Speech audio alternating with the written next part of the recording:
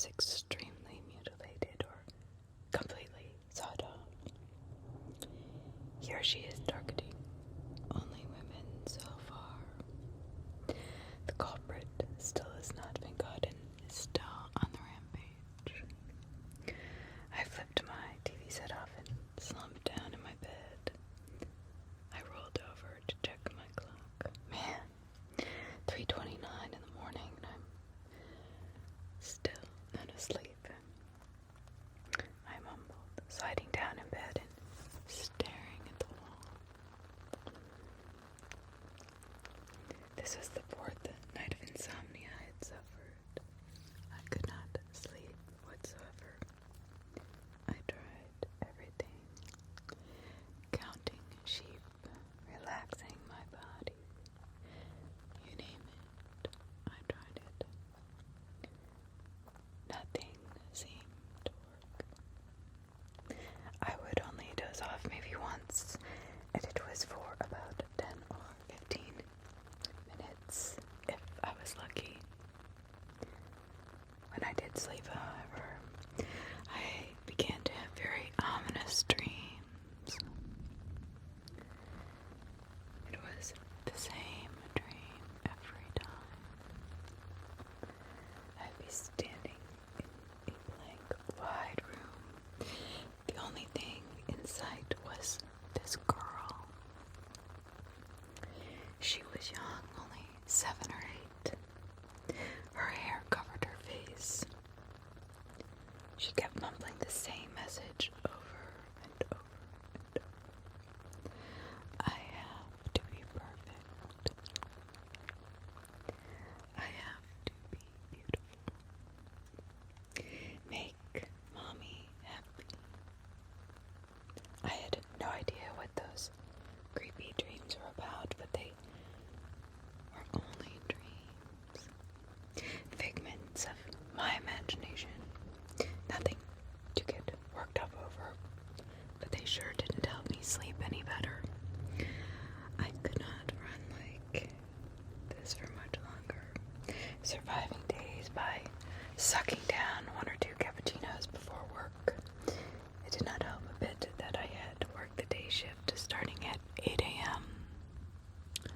8 a.m. I worked at a small cafe in town as a waitress. You know, nothing special, just your average little burger joint. It never made big money, except on holiday weekends. But we made enough money to get by. I came into work at 8 a.m. and worked until 4 p.m. Days are not too long and work was not too rough. We would have maybe 30 customers stop by every day, so days seem very slow. After a long day of work, I clocked out at 4:10 and started to head home. To get back to my apartment, I had to pass this little park every day. It was a nice little area with benches and a playground. I would always see happy faces peeking around the slides and hear laughter. I would hear laughter.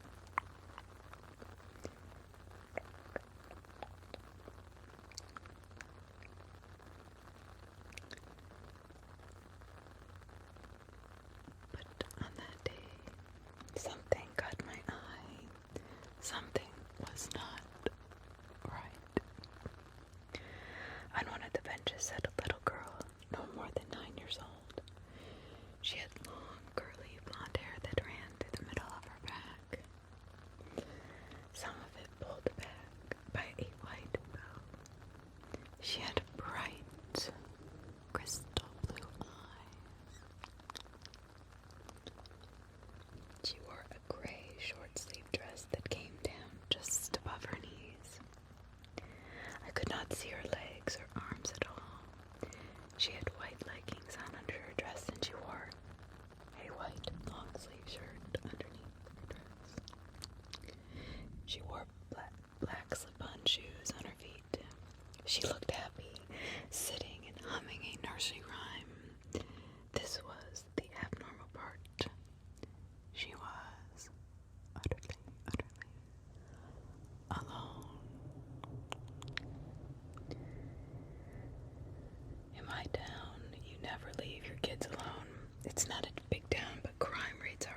especially with this serial killer about. It was so odd to see a young girl alone in public at this time of day. So choosing to be responsible, I decided to go talk to her. I slowly walked up and waved. Hello there. Hello there, I greeted. Hello there, miss, she greeted me. Her childish voice full of cheer. What are you doing out here all by yourself at this time of day? I tried not to sound awkward. Oh, I don't have to be home until sunset. Mommy doesn't mind, the girl replied. Oh, well, the sun's about to set now. I pointed to the sunset. Would you like me to walk you home? Sure, the girl giggled, and she reached for my hand and held it as we walked. By the way, what's your name? I asked. My name is Emily, she said. She smiled at me. We walked down an empty street into the suburbs of town. It was about 5 in the evening and the sun was setting. We had talked about all sorts of things on the walk to her house. How old she was, what kinds of things she liked, stuff like that. We walked in silence for about a minute or so, and suddenly she stopped and turned to me. Miss, did anyone ever tell you how pretty you are? Emily smiled and giggled. I blushed a little bit. I had never really been complimented. Everybody in high school always picked on me for being the band geek. No, but thank you. It means a lot, I replied, smiling at her. Even after she had complimented me, she continued staring into my eyes.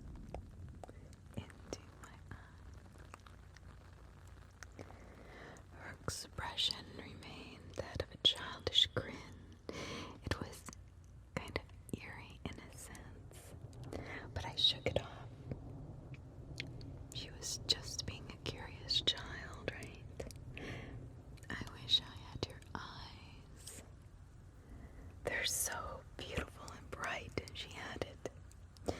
I smiled, taking that as another compliment as we continued to walk ahead. She stopped me at an old, run-down house in the suburbs of town. This is my house, she spoke.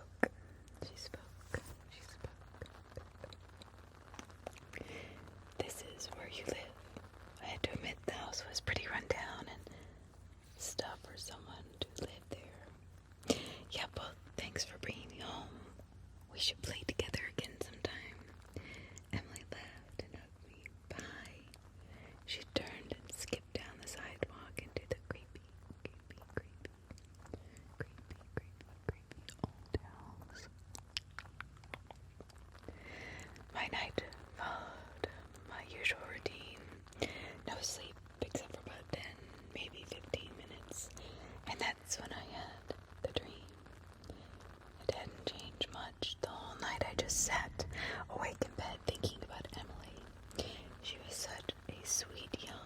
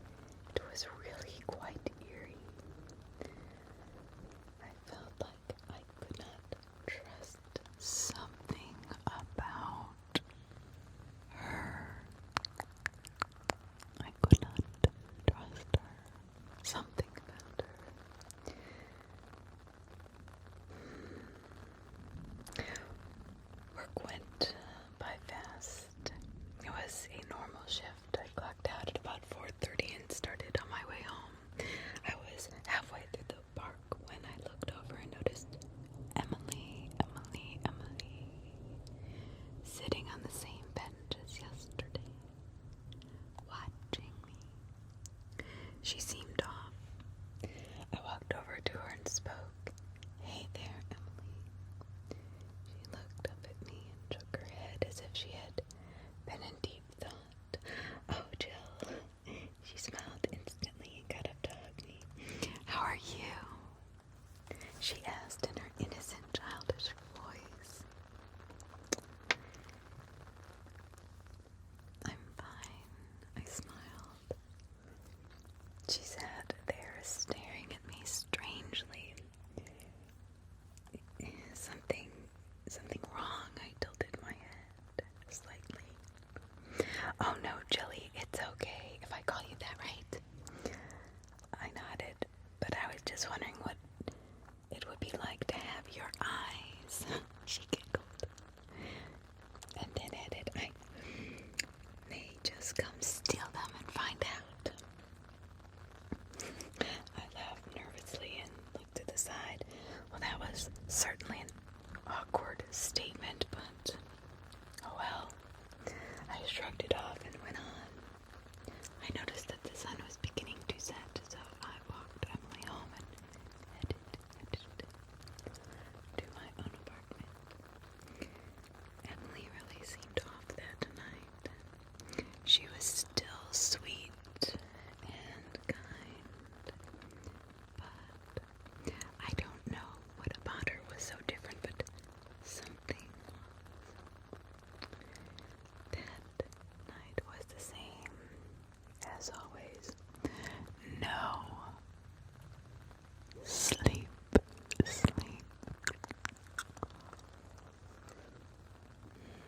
That is until around 4:30. I dozed off for 10 minutes, and then I had that dream, that same dream. It was so similar to the dream I had previously been having. However, something was different. The same girl stood before me. She was silent, but then she looked up at me. I could not see her entire face, but her hair came apart over one eye. It was a beautiful blue, crystal blue eye. But I forgot all about it when she spoke. "Jill." She spoke my name in a low growl. "Has anyone ever told you how pretty you are? And your eyes, so pretty. I want them. I want them." Oh, I jolted awake immediately. I sat there for a few minutes, motionless, taking in what I had just seen in my dream, which had become a nightmare. I did not even attempt to sleep after that. I flipped on my TV set to see what was on. I managed to catch a rerun of the 11 p.m. news. The culprit has claimed 4 more lives so far this week. The news anchor was talking about the serial killer. We have learned more about him or her in the process. The culprit is rather short and uses a sharp hatchet as a means of weaponry. We have also been notified that there is a pattern in the way the victims are killed. They are killed by a swift blow to the chest, and then parts of their body or even entire limbs are chopped off. Officials say that the missing limbs have never been located and it remains a mystery as to what their use is to the killer. Oh boy, I flipped off the TV and rolled my eyes. This whole serial killer stuff was a bunch of hype just to scare the community. They act like it's such a big deal. People are senselessly murdered every day. Every day, and the news doesn't give them a 15-minute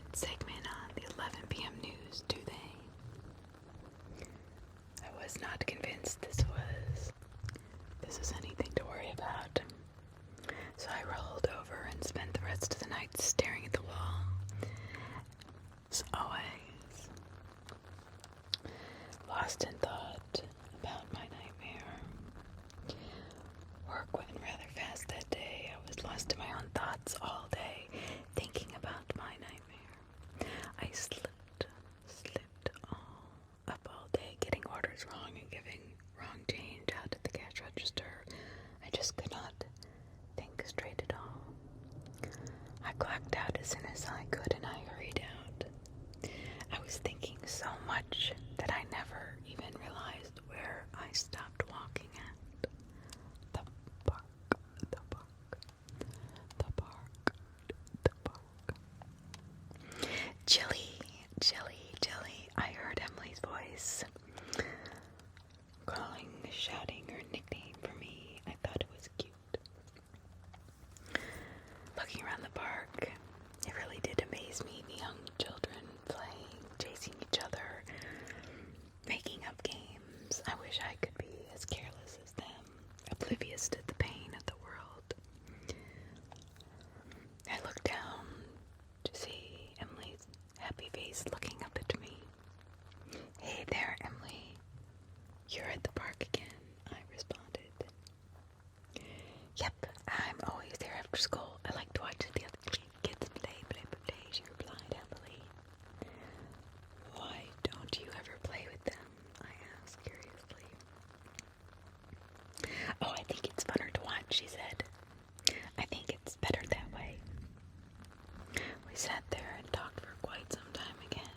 She told me about her day at school, particularly mentioning her art lesson. Oh, I almost forgot. Emily reached into the little pocket on her dress and pulled out a folded up sheet of paper. I drew this for you, Jilly. She handed it to me. I opened it up, and it softened my heart to see what she had drawn. On the paper was a picture of two people standing beside each other. The short one was labeled Emily, and the tall one was labeled Jill. It actually resembled me. She got the hair and the eye color right. Emily, it's beautiful, I praised, giving her a hug. I drew it just for you. I had to add you to my drawing just because you're so pretty. She looked at me, remaining silent for a few moments, and then she spoke again. Jill, you are so pretty. Your eyes are shiny and your hair is pretty and your face is perfect. I wish I could look like you. I do, she commented. I was taken aback. No one had ever complimented me so thoroughly, especially not someone of Emily's age. Well, thank you so much. That means a lot.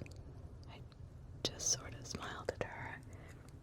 I had no idea as to how I should respond to what she said except to smile. I looked up and realized that the sun had begun to set. Emily, it's almost sunset. You should head home. Do you want me to walk you home again? I asked, gathering my things and standing to my feet. No. Mommy's coming to get me today. You can go on ahead, Jilly. Emily replied cheerfully, standing up and giving me a hug. Are you sure? I don't mind, I responded, unsure of whether she was being truthful. She was young, after all. No, it's fine. She'll be here any time now. Emily smiled. Okay, I nodded and waved. Bye then. I turned to walk away. I was walking down a dark street a few blocks from my apartment. The sun had set and the street lights were on. I walked silently, thinking about happier things, contrary to my earlier thoughts. Emily always cheered me up. She was more of a friend to me now than just some little girl I talked to on the way back from work. I felt that she was different from everyone else. I stared ahead into the dark of night, which was only interrupted by the occasional street light. I was only a block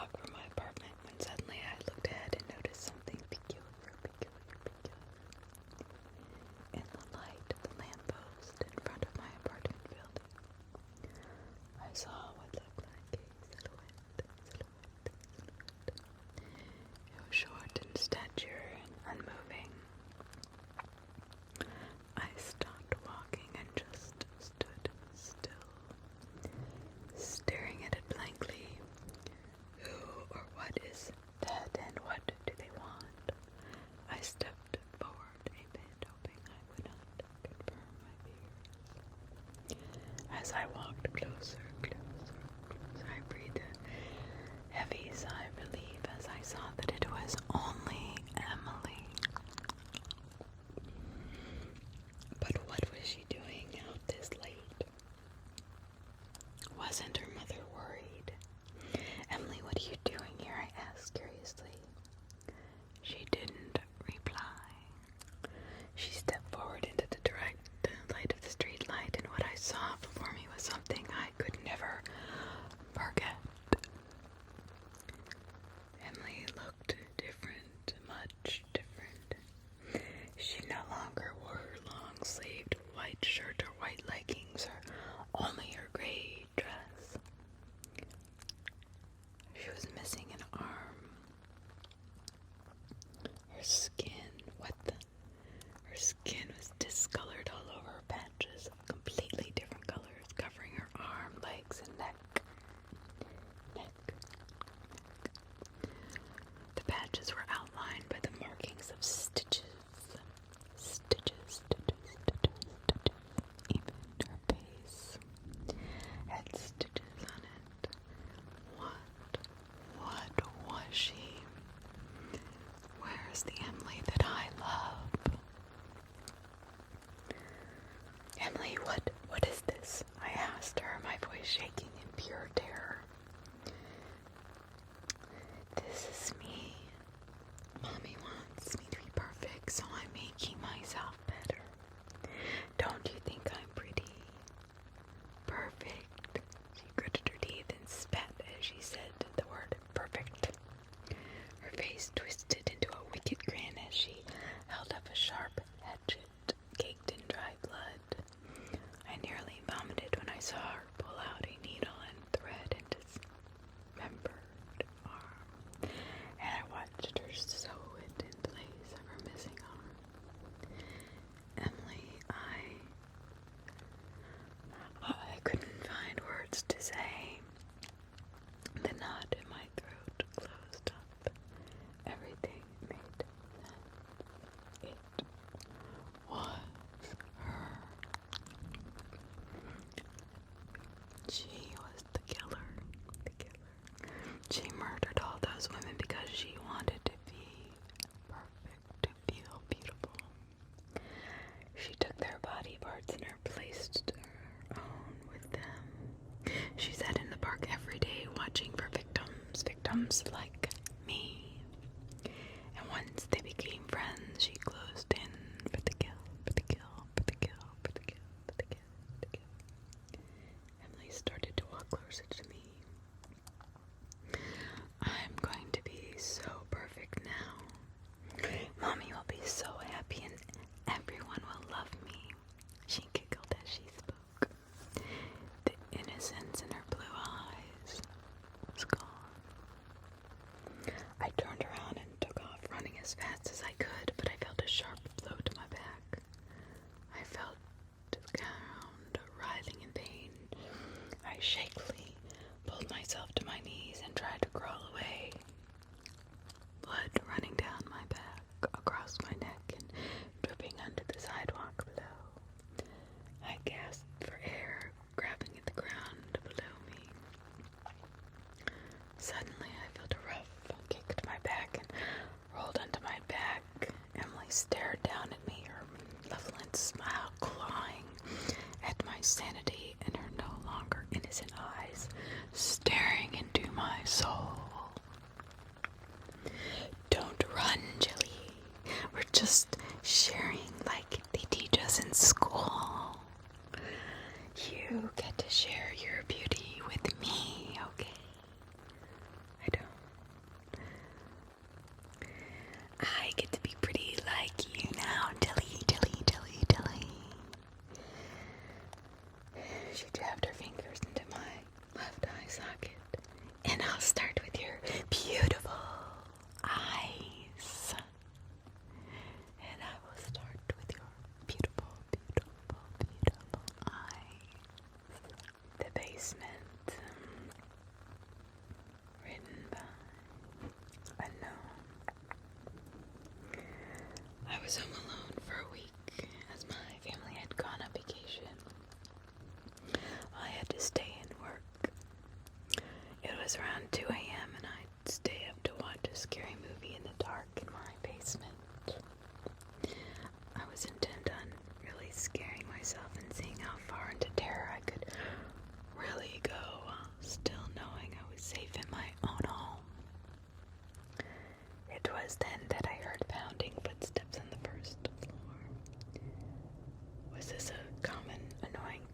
moments when my family was home. Every time they passed through the front hallway, past the basement floor, I heard their footsteps. This time, fear immediately shot through me at the sound, for I knew nobody was home except for me. My reflex was to turn the television off immediately. The basement door was up a flight of steps and around a corner, so whoever it was would not have seen any light. I heard the basement door handle click and turn as I sat in absolute darkness. I moved slowly so as to be absolutely silent and crawled behind our large television. As I passed it inch by inch, I noted with panic that its black screen still dimly glued. I heard footsteps coming down the carpeted but creaky stair. I froze in my hiding place, listening. For many long minutes, I heard nothing. Had the intruder seen the television's afterglow, or had it faded in time? Was he standing in the pitch dark, listening for me? What? I began. My panic was in my throat, freezing in my hiding place, listening for many long minutes. It seemed like I was there in silence for indeterminately long time. My panic began to fade as I felt like I was alone and just had made up those crazy sounds in my mind. Had I really heard an intruder? Could someone possibly be standing there in silence for so long without making any noise? The basement was so exceedingly quiet that the silence itself began to hurt my ears. Could the unknown person really avoid any noise from shuffling or breathing or anything else? If there was an intruder, he was still in the basement because the creaky stairs were incredibly loud. The door handle clicked and he would not know how to mask his footsteps on the first floor so that they could not hear down here. I began counting in my head, trying to pass the time as drool fell from my mouth into the carpet. I did not dare risk the sound of swallowing. I reached 60 seconds once, 60 seconds twice, 60 seconds 30 times, 60 times. By now, my fear had faded and I was more confused than anything. I estimated I had been crouched in the absolute black for almost 2 hours. 2 hours.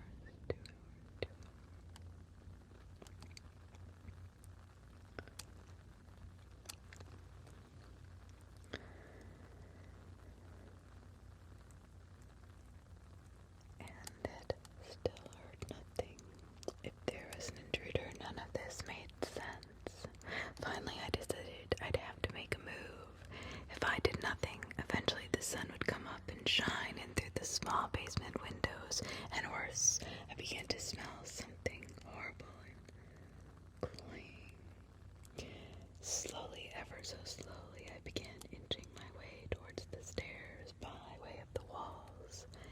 If someone was standing there in the dark, I could be able to go around them and then make a break for the upstairs.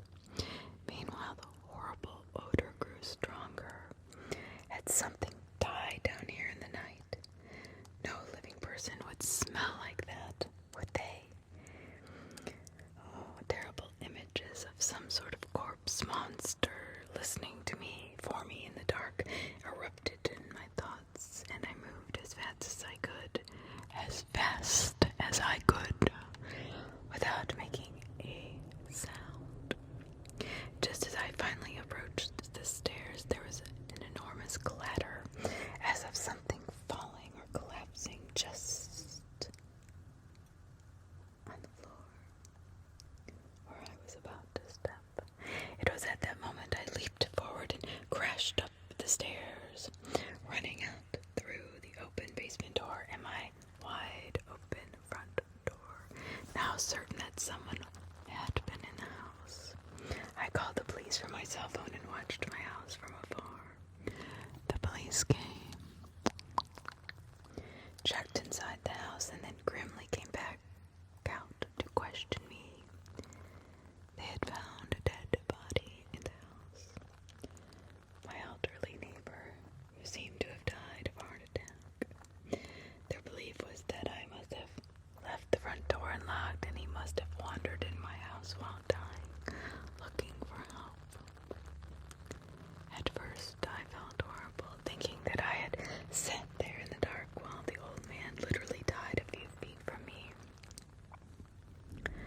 Then it occurred to me, what the hell was that loud noise of things falling that last prompted me to bolt up the stairs and out of the house? I asked the officer, and they confirmed that the back door of my house had been left open as well, near a single bare footprints in the mud. A single bare footprint in the mud.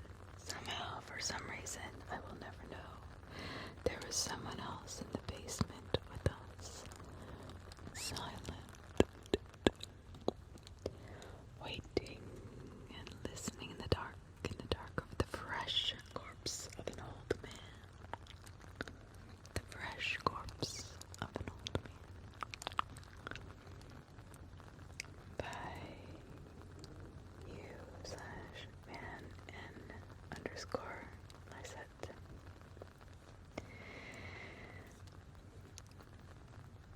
I used to hack baby monitors. One night I learned my lesson. Karma is a bitch. When I was in high school, my friends and I had a peculiar pastime. Like any teenage delinquent, we liked to cause trouble. We were not vandals, we did not deal drugs, and we certainly did not bully kids in school. No, we liked to scare the living shit out of new parents by hacking their baby monitors. We were insufferable little punks who thought that we were too good to get caught, and that our little acts of mischief would go unpunished. One night, however, I learned my lesson and realized that I wasn't quite as bulletproof as my tremendous adolescent ego made me out to be. Dimitri, Kurt, and I went to the same school, shared many of the same classes, and hung out almost every evening around chow time. We watched prank shows, played video games, talked about who had the nicest rack in school. You know, the normal stuff teenage boys talk about. One evening we were trading scary stories at the park. Kurt shared the classic story about the single mother who heard a haunting voice on her baby monitor. Like most horror stories, it sounded like total bullshit, but Dimitri told us that it had happened to his mom once. On her own monitor, she had heard a neighbor singing to her baby. Apparently, it was possible to accidentally tap into someone else's frequency. In an instant, a light bulb turned on in each of our teenage heads.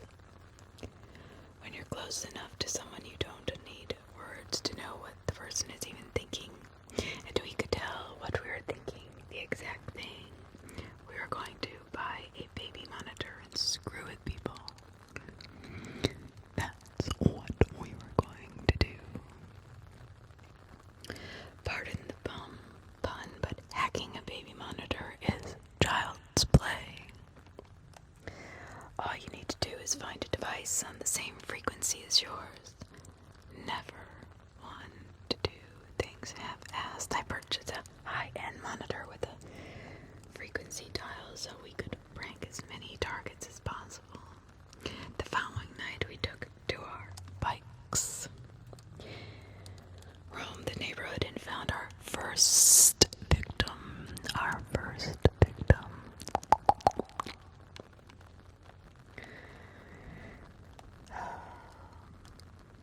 We could see the nursery from this suburban home's second floor. Window. Dimitri grabbed the baby monitor and began turning it to different frequencies.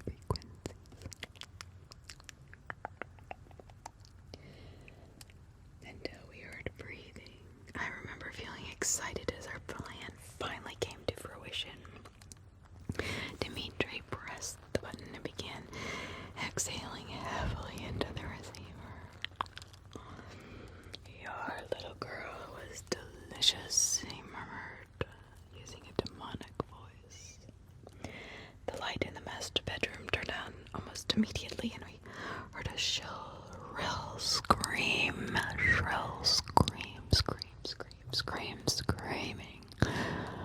Ah, yes, we had laughed our asses off all the way down the street as we rode off, and we knew we wouldn't get caught.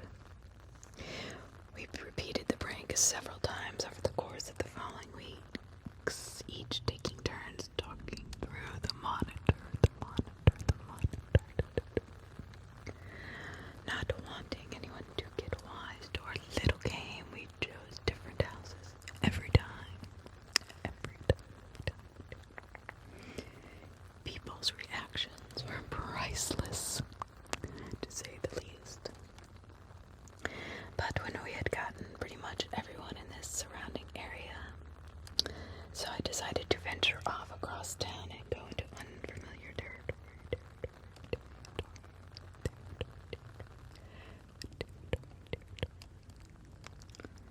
I found a target. It wasn't difficult. You just had to look for cars with baby seats, houses with overly colorful cartoon-themed curtains or toys left in the yard. I came across a house that fit all three criteria and parked my bike out of view. Playing with the tuner, I eventually found the right frequency. I could hear the sound of baby snoring very lightly. A devious little smirk pushed its way onto my lips, and my heart began to pound with excitement. It was my time to shine. I'm watching, I whispered into the monitor, using the creepiest voice I could muster. The house remained dark and lifeless. I figured the homeowners had not heard me. I stand over your bed, watching, waiting. I will get you, I said, louder this time. Nothing, just the sounds of crickets chirping and the occasional dull roar of a car driving down the street. It was a little odd. Parents usually react much quicker than that. I began feeling a little nervous and somewhat exposed. You know, like when you suddenly realize some creepers gawking at you. It was getting late and I had a long bike ride home. Just as I was about to give up and leave, I heard a strange, moist, gurgling sound coming from the monitor. The quiet, rhythmic snore ceased, and I assumed the baby had woken up and about to start crying. Instead, a man spoke to me. You're the one being watched now on, he said softly. My stomach pirouetted at his words. How did he know my name? I felt sick. Something was very wrong, and I could feel it in my bones. I glanced up at the nursery window and saw